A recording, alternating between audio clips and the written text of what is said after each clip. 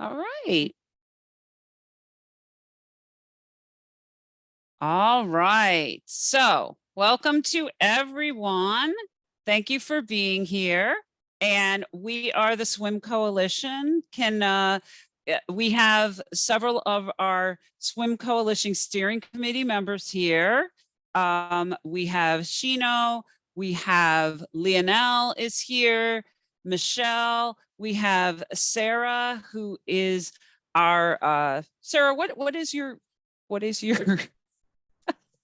program manager? Program manager, thank you. Sarah's our program manager. And I think that's everybody that's here today. Yeah, so we just want to say hello and we'll get started. Today we are talking about water quality advocacy and understanding how agencies classify water bodies and the implications on our water quality and ecosystems, okay? So I just wanted to give a quick overview of the Swim Coalition and a little bit about what we do. So we're a coalition of over 70 community groups across New York City. And what we do is we are dedicated to ensuring that the Clean Water Act gets into full swing, and we're looking to ensure swimmable and fishable waters across New York City. Okay. And we're guided by this steering committee, of which, several of us are here today to represent our organization. Go ahead.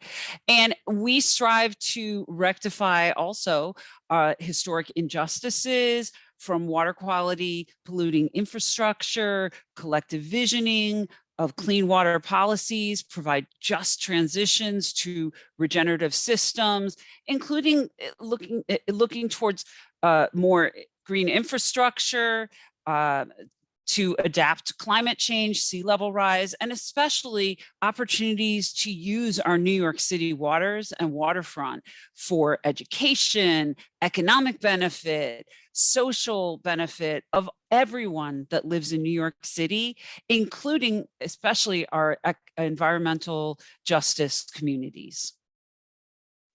And how are we doing all of this? So we have kind of three main platforms that we work upon. The first is policy.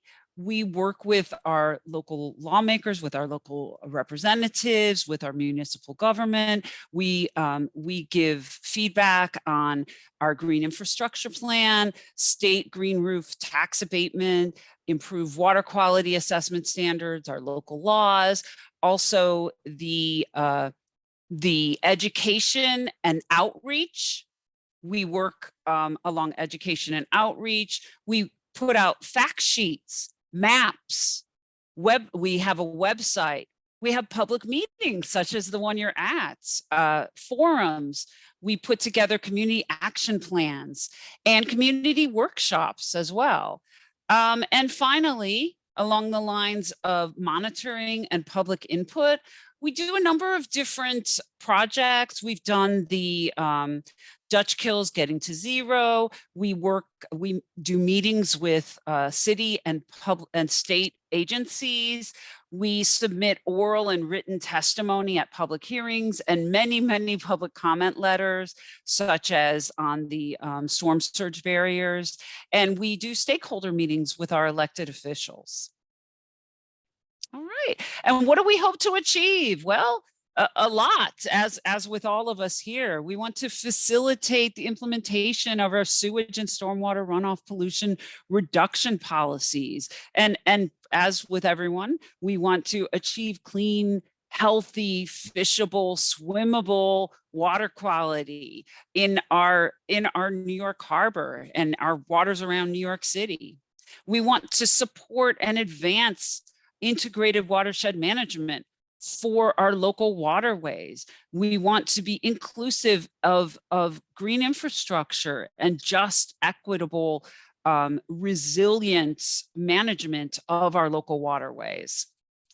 And we want to grow and strengthen a diverse and inclusive harbor-wide coalition of community and water body based advocates and stakeholders to connect with all of these local priorities and put together some network wide responses so that we can all strengthen our ability to create our fishable and swimmable waters. All right, so I'm going to turn it over to Michelle, who is going to talk about these water quality standards and what's going on with the possibility of reclassification. So Michelle, take it away. Thank you, Holly. Apologies to everyone. Slides and I are we're in an amicable relationship right now, but we're not besties. So apologies for the back and forth. It wasn't allowing me to do speaker view and still have full view without seeing my tabs. So unfortunately you saw my tabs, but you know, I've put a lot of research into behind what we're going to be talking about today. So we're talking about water quality standards. So pretty lovely, right? We've got some gorgeous people who are recreating in our lovely waterways around New York City, and they're doing it in a number of different ways, right? For exercise, building community, exploration of our natural areas, enjoying our gorgeous local waterways. And what we're seeing here is a demonstration of primary versus secondary contact recreation, right? So our swimmers are primary contact. And so because they have full body exposure, a large possibility of ingestion of the water. And so that's considered primary contact. And then secondary contact is any boating. So you have, for anyone who's ever been in different types of boats, you have different exposure levels in a kayak versus a canoe versus a boat with maybe a motor, right? And your possibility of capsizing is different. So even though primary and secondary might still have a large possibility of ingestion, they are considered to be different contact levels in terms of recreation. That's going to be important as we talk about this conversation today. But most of us don't really look at the water like this. But that's exactly what we're going to be talking about today. So this might get a little wonky because we're going to really dive into sort of the government speak behind all of this, but I will do my best to make it clear and hopefully engaging. So before we dive into the water quality standards, first we need to understand why we need standards at all. And that, enter the Clean Water Act. So Holly was talking about the Clean Water Act and that Swim Coalition's goal is for fishable, swimmable waters. And we use those terms because that's what is said in the Clean Water Act. And so the Clean Water Act, which is administered by the EPA, initially said that all waterways in the United States should be fishable, swimmable by 1983. And that all surface discharges to surface water should be eliminated by 1985. So, spoiler alert, that didn't happen. But the overall objective of the Clean Water Act is to restore and maintain the chemical, physical, and biological integrity of the nation's waters. For anyone following along who wants to get really wonky, that is considered Section 101A in brackets. There's also an interim goal, and that is water quality, which provides for the protection and propagation of fish, shellfish, and wildlife, and provides for recreation in and on the water wherever attainable. Put a pin in wherever attainable, because that becomes something that we're going to talk about more. And for those wonkers following along, that's Section 101A, 2 in separate parens.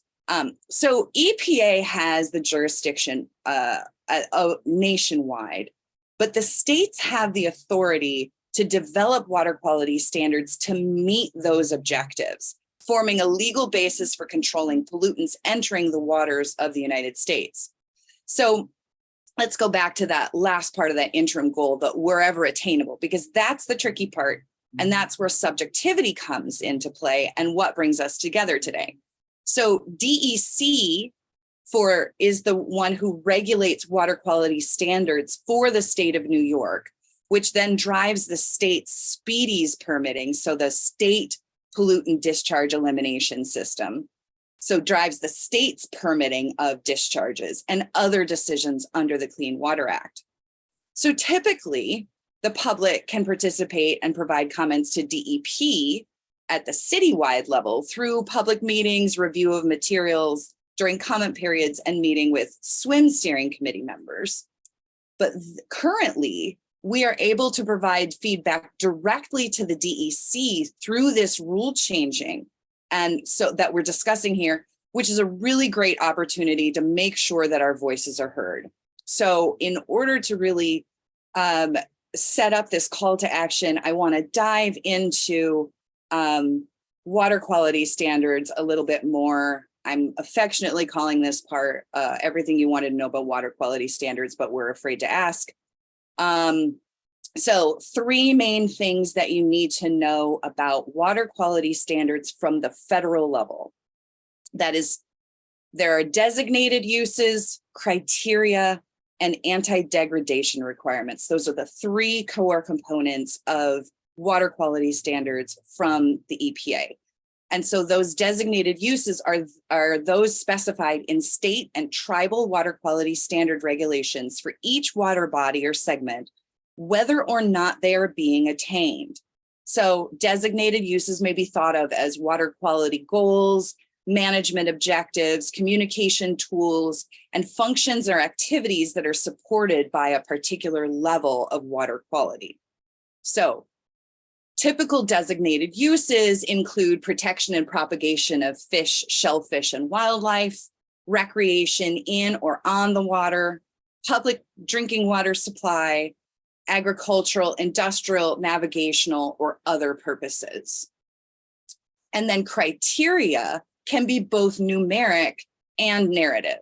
So the numeric criteria are things like the maximum pollutant concentration levels permitted in a water body, whereas the narrative criteria are going to be things that can be described the conditions of a water body being free from certain negative conditions. So say they should be free from floatables is a narrative criteria that doesn't necessarily have a number on it because it should be free from 0, you know.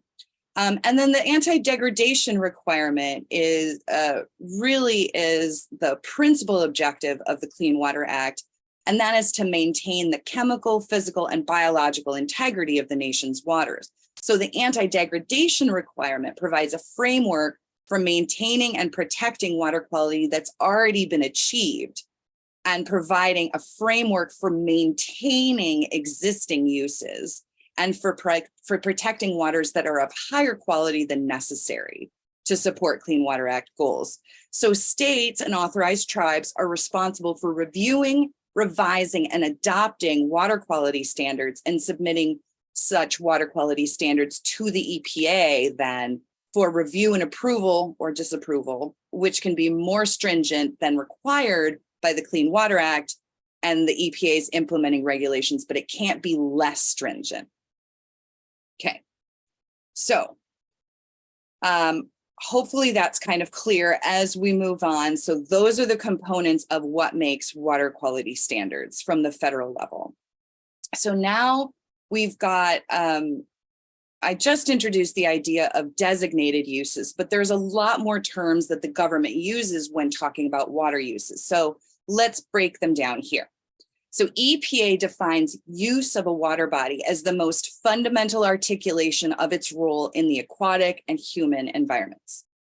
Seems pretty straightforward. So let's imagine you're a river, right? And you dream of being just an incredible high gradient alpine stream with snow-capped mountains and pine forests and big granite cobbles. And you work really, really, really, really hard because that's what you want to be someday. But that is your designated use or your best use. So that's basically the goals for the water body and the water quality management goals to reach that ideal. And that's specified in water quality standards for each water body or segment, whether or not they're being attained. But the thing about these is these are enforceable standards with a regulatory purpose. So you could say, I want to be an alpine stream, but if you're not, if you're in an alluvial fan, I just went super nerdy. Sorry, folks.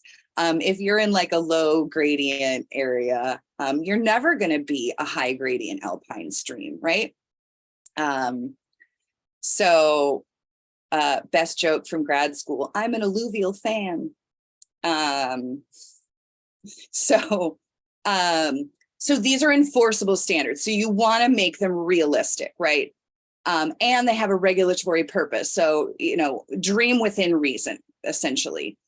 And if you are meeting and or exceeding a standard, you cannot drop below that. And that's part of the anti-degradation requirements.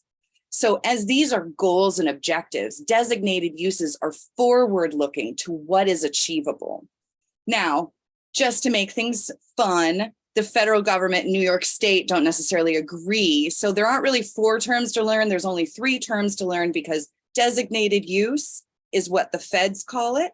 And then best use is what New York State calls it, but it's the same thing. Now there's desired use. Now imagine this same little creek stream says, okay, I can't be an alpine stream, but maybe, just maybe, I can support some turtles and fishes and cattails, and we can have some people living alongside.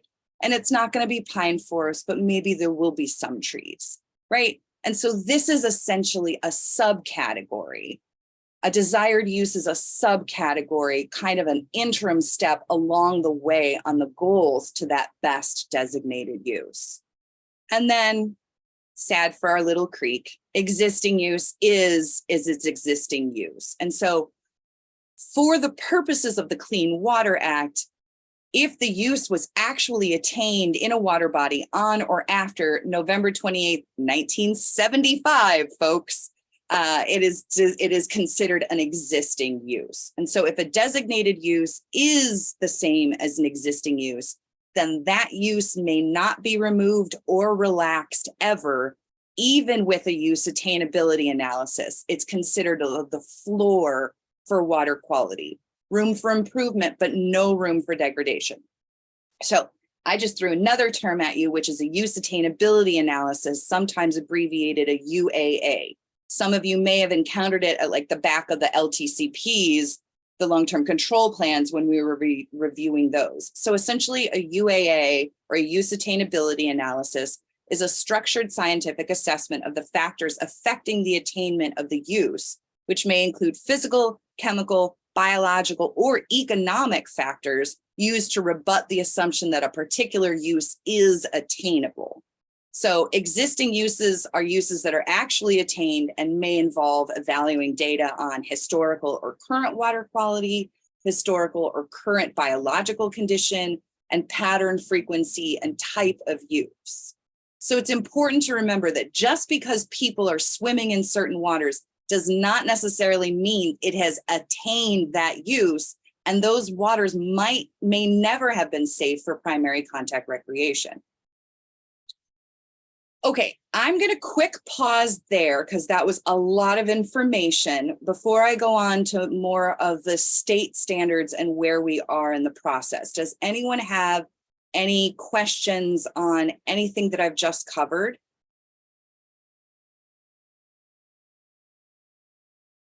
If you want, raise your hand using the raise hand function. If not, I will keep going. There will be time for questions at the end. I just didn't want to plow on ahead if people are like, I have no idea what you're saying. Seeing no hands pop to the top, I'm going to keep going. Okay, great. Because you're awesome. Thanks, everybody. You probably know all this. And like, Michelle, I could teach this. Okay, so the New York State standards are The lettering system that they use are A, B, C, and D for freshwater, and then SA, SB, SC, SD, and I for marine or saline waters. There might be some special designation characters in addition to those. So if there's a T next to it, it might mean it's a trout stream. Don't worry about that in New York City. We don't have any of those. And then our current saline water quality standard testing is total coliform and fecal coliform. Although in the new rulemaking, they are adding entero in SD and I waters, which is great because that corresponds to what all of the community scientists around the waterways are doing. So that's a great thing. So this slide is instead of just telling you what letters are, now we're showing you a pretty picture of what letters are. No disparagement to class I in this. We just had to go with a rainbow, and we don't want to use blue in a rainbow when you're walking with water and you're trying to distinguish what the different areas are. So if you see your particular waterway, make note of what color it is and the corresponding class it is. If you recreate in multiple waterways, that's awesome. So this is essentially current classification of just the classes. This has nothing to do with anything other than what the state, well, these have corresponding water quality characteristics that are part of them. So we just wanted to kind of orient you spatially in terms of what the different waterways are. And then this is where we're going to start getting into the conversation, which is the state is in the process of reclassifying saline waters in New York State, depending on their best use. So the potential reclassifications could relax water quality standards for certain waterways, demoting them from a primary contact recreation to secondary contact recreation. So no longer supporting swimming and bathing. So designating them as a less protective use classes and allowing for lower water quality criteria and thus greater risk to our residents and ecosystems. On the other hand, for some waters, more uses could be designated. And we'll get into that at the next meeting when they really dive deep into like the law behind what are the different regs and things. This is setting it up. We're going to talk about what the changes are, but then that's the nut. But we wanted to really make sure that everybody was speaking the same jargon when we're looking at that.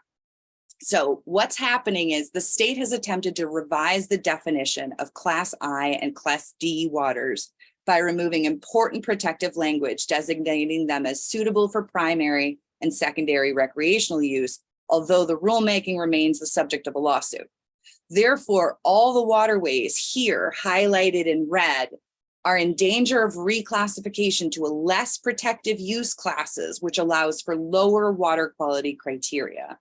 And if you're not sure where spatially your water body or water bodies are, and you know their names, that's in the New York City area, the areas that are going to be affected are Alley Creek and Little Neck Bay, Arthur Kill and Kill Van Call, the tidal portion of the Bronx River, Coney Island Creek, the East River, Flushing Bay and Creek, Gowanus Canal, Harlem River, the whole Hudson River south of the Bronx, Jamaica Bay tributaries, Newtown Creek and tributaries, and Westchester Creek.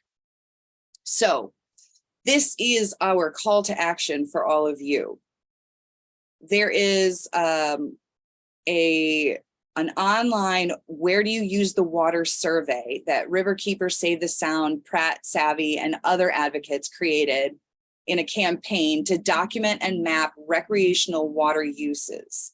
So if you have not already done so, please fill out the map where you use the water. There's a link at the bottom. We're going to be linking in chat. And the QR code will also take you. So there's going to be links and QR codes on each of the slides, on each of the call to action slides, to allow you to go to the particular call to action and participate. So again, if you have not yet filled out where you use the water on this map, please do so, because we're going to, they're compiling all that information. This is, if you're not sure where your what your water body is classified as, this link QR code will take you to the online mapper to help you figure out what your New York State water body classification is. But then we can also walk you through how to do that as well. So I'm going to wait a sec on this just in case anyone is QRing. And then this is, if you're not as much a graphical person and you're more a click and table kind of person, this site will take you to the New York City, or the New York State DEC website, Chapter 10, Division of Water. And then when you get there, you click on Article 13, New York Water Series. And then from there, you click on Part 890, New York City Waters. And then there you click on Table 1. And then that will take you to a page that looks like, hold on. No. Move. Shoot. Hold on, sorry. How can I move view? There it is, sorry. There we go. It looks like this. You can see this page, yes? It's a good thing I did my, okay, so this is 890.6 table 1. And then if you just do the find function, look that, we looked up the Harlem River. And it takes you to the Harlem River and you can see it's a class I. So if you're not sure how to, if you're not sure how to do that, this can help you get there and you can figure out the classification of your waterway and see if your waterway or waterways that you care about are going to be affected by this rule change. And then our next meeting is on June 1st from 4 to 6. And we are going to be talking more in depth about the water quality standards rulemaking. And then there's just a second QR code to, don't forget to add where you use the map. And then our last one is, there is a hearing. There are 2 hearings. There's an in-person hearing on Tuesday, June 13th at 2 p.m. at the, excuse me, DEC's Region 2 office in Long Island City. And there's a virtual hearing on Thursday, June 15th at 2 p.m. And there is the registration to the WebEx meeting. And with that, I think I'd like to open it up to see if anyone has any questions. I'm going to stop sharing.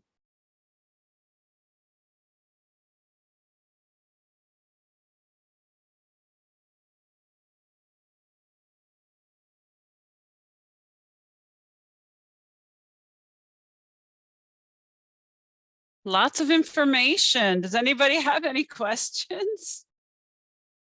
All the links are in the chat as well. Michelle, thanks for your clear and concise explanation of a very difficult topic. Can we get a round of applause in the chat? Can we do the reactions? Thank you. I appreciate your law additions to my script to make sure I didn't say anything wrong.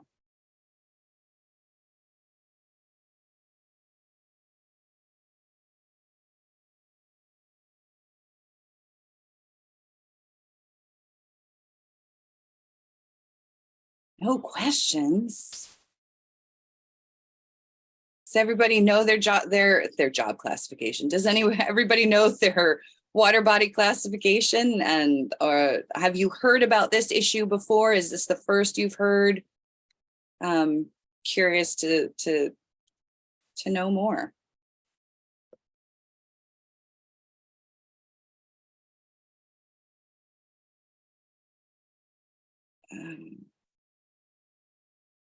Yeah. So, We have a hand up. Wait, we have a hand up. Joan, go ahead. You should be able to unmute yourself. Yeah, so it looks like what you're looking at is water that was previously classified as swimmable, fishable, and that they're downgrading it. But what about when you've got water like the Gowanus Canal that hasn't been fishable or swimmable for ever, almost, centuries? How would this impact, say, the Gowanus Canal or really dirty waters that have been really dirty for a long time?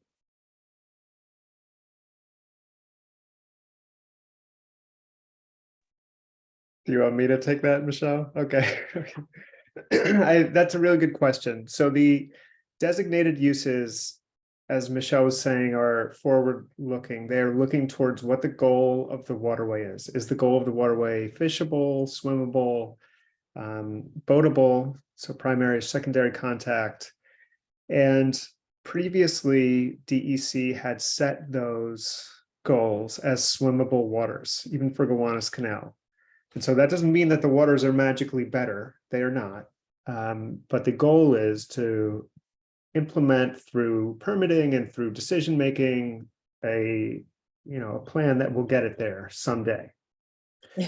And so that's the plan that we want in place so that there is a goal and so that DEC and that all the permitting decisions are moving in that direction.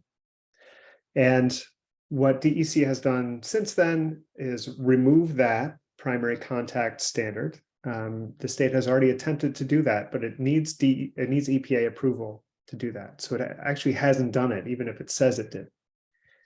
And so what this first rulemaking is, we are going to talk about it a lot on June 1st, and how this sets criteria for some of these waters, for what the different types of waters could be. What does it mean to be primary contact? What does it mean to be secondary contact? And what criteria support those uses?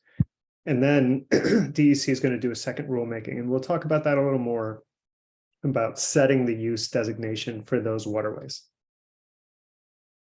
And so then let me continue the question, where EPA has a super fund going on right now in the Gowanus Canal. But nothing's really been done to deal with the CSOs. How would it ever get to primary?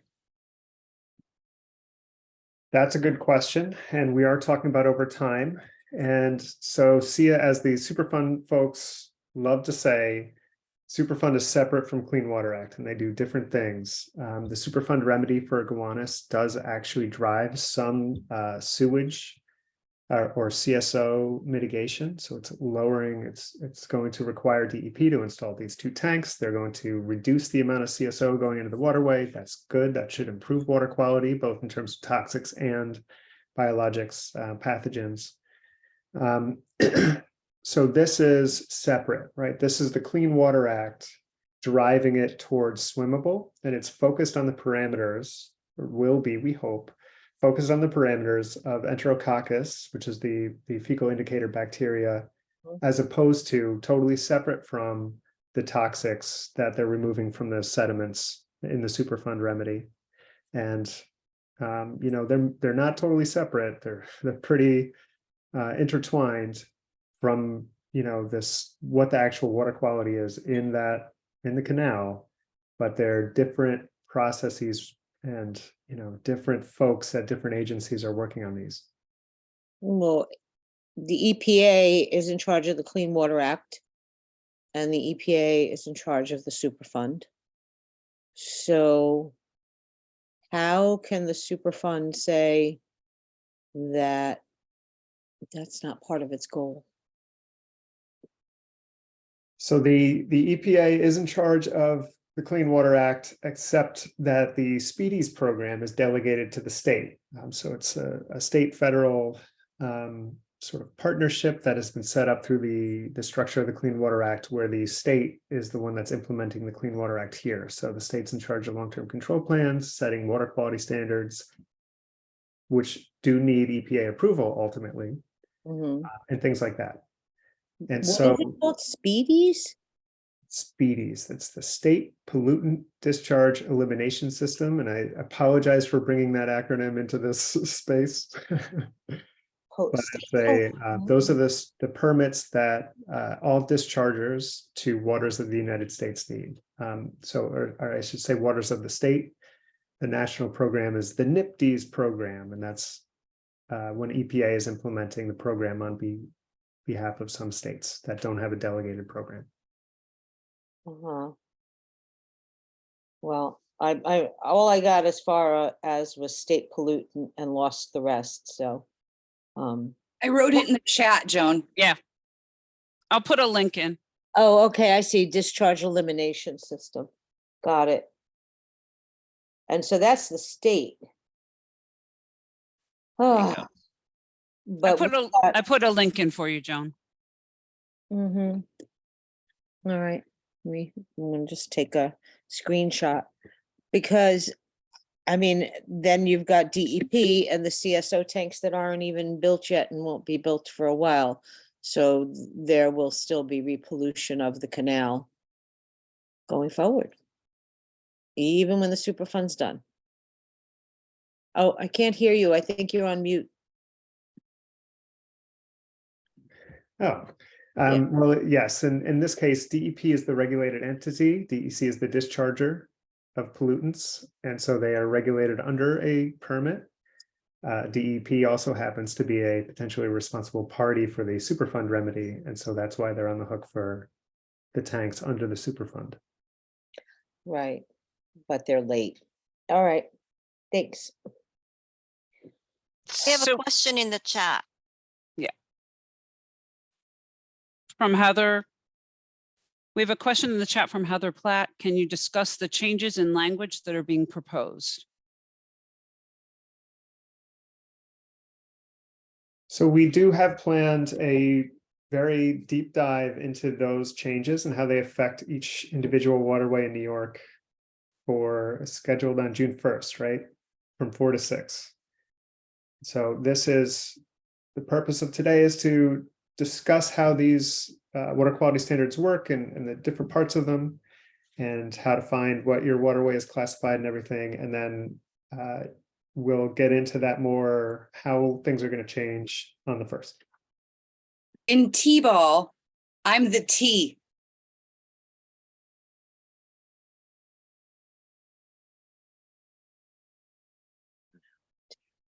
Yeah, it seemed a better choice than putting it all together and making a really, really long discussion, right?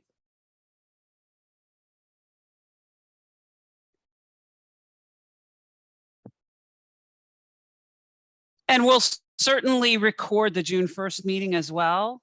And that will be shared as well. But Heather, a quick overview is that there's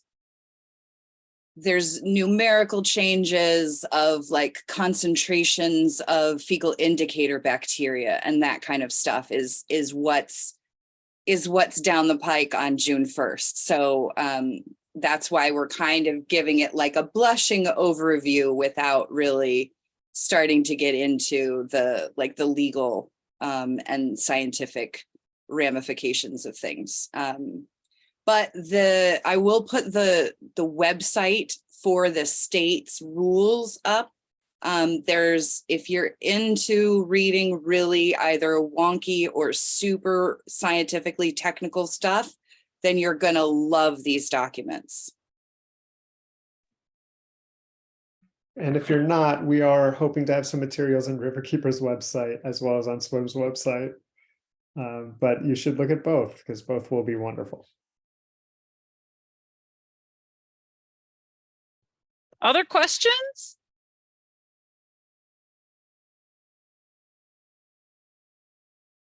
Oh, Anybody else? hmm. I know it's frustrating, Joan, right? It's Yeah, so because much. it's not adding to my calendar. I know that feeling. And so I'm trying to get that June 1st meeting in here and I can't seem to do it for whatever reason. Well, we'd love to have you. This is the hearing, that's the hearing, right? No, June 1st is the kind of second part of this discussion. Mm-hmm. Okay, wait. But it's And- not from 12:30 to 1:30. That one is a different time, right? It's from 4, and I just put the link to register in the chat. Yeah, I Heather, did. so there I is a registered. separate link. I did that, but it's just not, it's not going in my calendar, and that's the whole issue here. And I just want to put, I'll just copy the link if I can. And put that in there. Copy, all right.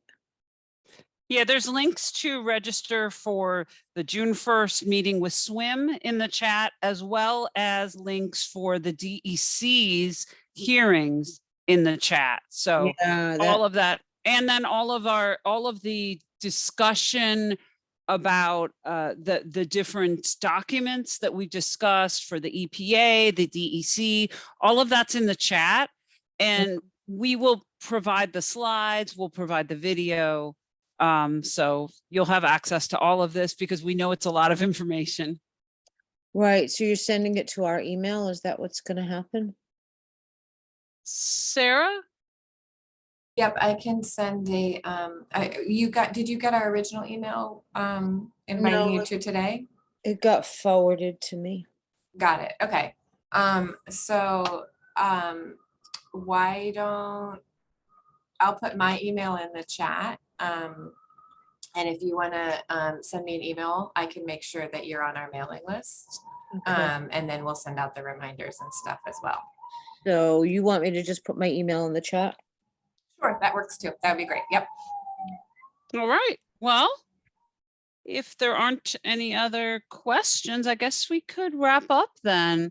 If you're not on the SWIM mailing list, please put your email in the chat so we can make sure that you're on the mailing list.